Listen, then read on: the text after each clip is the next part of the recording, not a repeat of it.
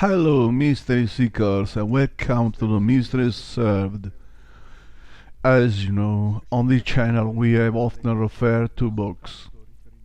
They are science books and reflection. On the other hand, we have sometimes even named occult science books or conspiracies, or puzzles, ufology, and themes within the world of mystery. There are some books we never talk about, but today we will talk about them, not because you want to read it, but because you know that the power of a book can alter and even kill thousands of people. It can be a very impactful thing which in itself contains an enormous reflection. Ideas and words can be so powerful as to persist over time closed in books and still have effects in our society today.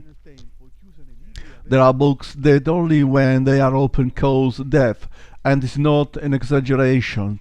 It is a totally real thing that we will see in a while. There are other books that will decimate in large groups of population just to represent a different ethnicity, to have different skin color. There are other books that have served as esoteric hammers to eliminate witches. Let's go see some of them and you will understand how important and strange they can come to be at the same time. The first of my personal compilation was written by a doctor called Robert Kinsey. This man was very worried about the paintings that we used in that area.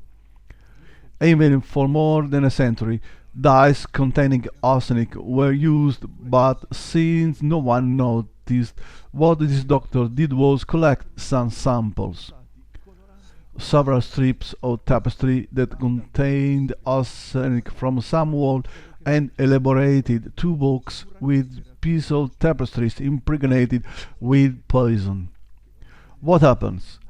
The fact is that for him this was a study of why arsenic harmful to people was used as painting.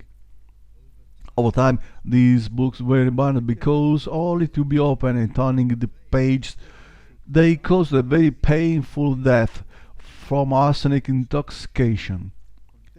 The two books called The Tapestries of Death today they are still closed inside safes in Michigan. As we have already said, there are two of them, one the copy of the other. He made two exactly the same, and yet today they are still very dangerous. Clear, this man knew about the danger of arsenic, though he didn't know much scientific knowledge to know that they were absolutely deadly.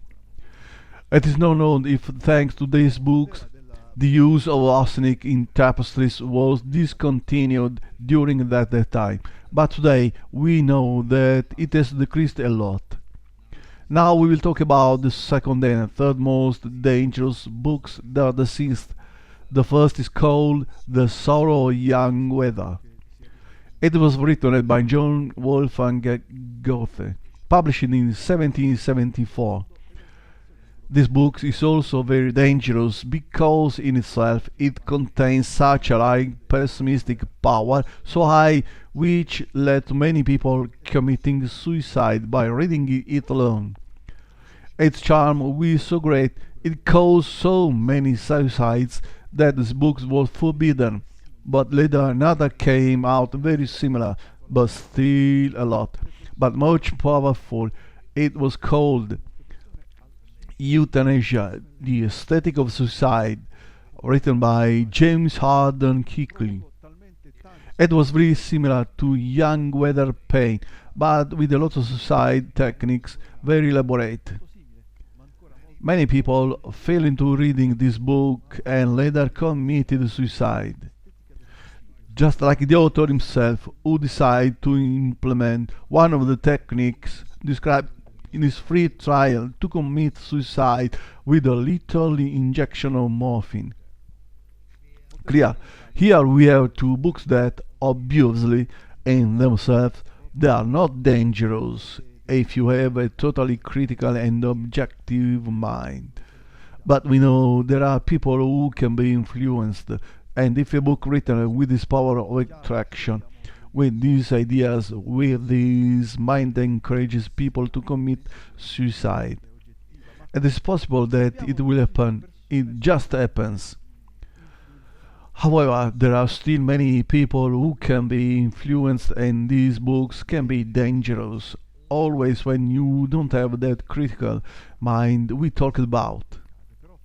The fourth of the most dangerous and forbidden books in all history was called Turner's Diary, a book that encourages lynching of people who are not white, a book that incited hatred and racism, a book that was inspiration and inspired several terrorists who ended up with putting bombs and killing many people. This book, from my point of view, is disgusting. I don't consider one in which a person is evaluated according to the color of his skin. It is detestable. I only say that it was forbidden simply because many groups radicalized against people with another color and they were not responsible for this. It is, as I said, something that is not good. The fifth book is called Malleus Maleficarum, The Witch Hammer, written in 1497 by an inquisitive demonologist named Enrique Kramer. This book was created together with his other colleagues, they two inquisitors and demonologists, to identify witches, know who they went with, what their actions were. A book that can be classified within modern criminology for how we try to identify the acts that witches committed. We all know that all the time of the Inquisition any person of witchcraft was traced simply for thinking differently about the church.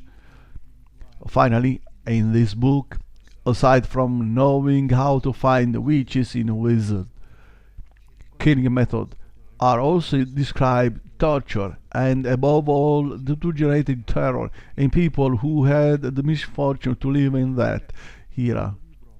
This gives a lot to think about an official book in the world of the time, who taught people the cruelest court methods for witches. The book also collects what are the witchcraft systems of these witches, what are their spells, their rituals, the rites, and is this possible that some kind of knowledge exists within this book? I say 1%, which could be real and interesting. I say this because we know, as I said before, that anyone could be accused of witchcraft and this book could contain many false concepts. However, it may have picked up something that has remained of time on that real witchcraft does still exist today. This we must say, but let's not confuse it with medieval witchcraft, of those people who were simply accused for no reason. There are many other books that are prohibited and dangerous. According to how we catalog them, we can mention, for example, the Necronomicon, a book that is an only inconsistent line between fantasy and reality. It is not we certainly whether it is this invention or reality. Today, there are several versions inspired by the real Necronomicon. However, all those versions for sale have nothing to do with the real Necronomicon.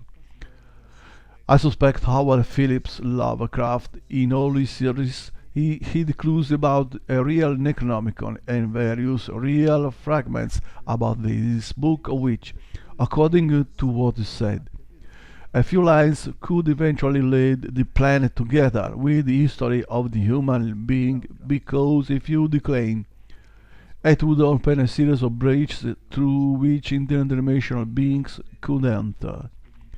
This, as I said, contains a lot of science fiction. However, other things are behind this science fiction that seems real to me, and you can know it only by reading the stories of Lovecraft. and you will realize that there are very clear parallels with the world of mystery. I don't want to go further, and I shall also say the mystery is served. How am I to all see you next video? E vi renderete conto che esistono parallelismi molto chiari con il mondo del mistero. Non voglio dilungarmi troppo. E come sempre dico, il mistero è servito. Un caldo abbraccio a tutti e arrivederci al prossimo video.